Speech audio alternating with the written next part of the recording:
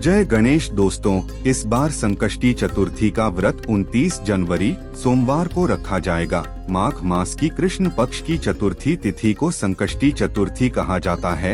इस तिथि को तिल चतुर्थी या माघी चतुर्थी भी कहा जाता है। इस दिन भगवान गणेश और चंद्र देव की उपासना करने का विधान है। इस दिन गणेश जी की उपासना से जीवन के संकट टल जाते हैं। संकट काटने की तिथि होने की वजह से इसे संकष्टी चतुर्थी भी कहा जाता है। साथ ही साथ इस दिन का संबंध संतान प्राप्ति से भी होता है और इस दिन संतान संबंधी परेशानियां भी दूर होती हैं। श्री शिवाय नमस्तुभ्यम। दोस्तों, वीडियो पर नए हैं तो चैनल को सब्सक्राइब जरूर कर लें और वीडियो को लाइक कर दें। दोस्तों, संकष्टी चतुर्थी का शुभ मुहूर्त। इस दिन माघ मास के कृष्ण पक्ष की चतुर्थी तिथि की शुरुआत 29 जनवरी सोमवार को सुबह 6:10 से लेकर 30 जनवरी को सुबह 8:54 तक रहेगा। उद्यातिथि के अनुसार संकष्टी चतुर्थी 29 जनवरी को ही मनाई जाएगी। साथ ही इस दिन चंद्रोदय का समय रात 9:10 रहेगा। दोस्तों, संकष्टी चतुर्थी पूजन विधि। इस दिन सबसे पहले स्नान करने के बाद सूर्य को अर्घ्य देना है।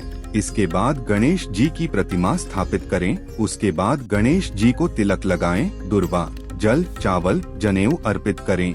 फिर गणेश जी को मोदक या लड्डू का भोग लगाएं। सकट चौथ के दिन भगवान गणेश को तिल से बनी हुई चीजों का भोग जरूर लगाना है।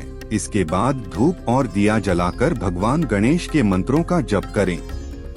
साथ ही इस दिन सकट चौथ की कथा का जाप भी करना चाहिए। इस दिन गणेश जी के 12 नामों का उच्चारण भी करना चाहिए। शाम के समय भी इसी तरह गणेश जी की पूजा करनी चाहिए। चंद्रमा को अर्घ्य देते समय लोटे में तिल भी डालना है। इस दिन गाय की सेवा भी जरूर करनी चाहिए। शाम को चंद्र दर्शन के बाद व्रत का पारण करना है। दोस्तों, संकष्टी चतुर्थी के खास उपाय। 1. आर्थिक तंगी के लिए इस दिन भगवान गणेश की पूजा के साथ उन्हें घी और गुड़ का भोग लगाना है। पारण के बाद इसे प्रसाद के रूप में खाना है और घर के सभी सदस्यों को बांटना है। 2. मेहनत या सफलता का फल के लिए। अगर आप काम में पूरी मेहनत करते हैं और उसका आपको फल प्राप्त नहीं होता है तो आपको श्री गणेश के मंत्रों का जाप करना है। जैसे ऊगं गणपत्ये नमः का 11 बार जाप करना है और उनके हर मंत्र के साथ पुष्प भी अर्पित करने हैं। इसके बाद तिल और गुड़ के लड्डुओं का भोग लगाना चाहिए। 3. किसी बात से परेशानी से छुटकारा पाने के लिए। अगर आप किसी बात से परेशान हैं, तो आपको एक पान के पत्ते पर हल्दी से स्वास्तिक बनाना है। उसके बाद उस पत्ते को भगवान गणेश को अर्पित करना है और उनसे प्रार्थना करनी है कि सभी कष्ट दूर हो जाएं। दोस्तों, संकष्टी चतुर्थी की कथा। दोस्तों, इसी दिन भगवान गणेश अपने जीवन के सबसे बड़े संकट से निकलकर आए थे, इसीलिए इसे सकट चौथ कहा जाता है। एक बार मां पार्वती स्नान के लिए गईं तो उन्होंने दरबार पर गणेश को खड़ा कर दिया और किसी को अंदर नहीं आने देने के लिए कहा। जब भगवान शिव आए तो गणपति ने उन्हें अंदर आने से रोक दिया। भगवान शिव क्रोधित हो गए और उन्होंने अपने त्रिशूल से गणेश का सिर धड़ से अलग कर दिया। पुत्र का यह हाल देख मां पार्वती विलाप करने लगीं और अपने पुत्र को जीवित करने की हठ करने लगीं।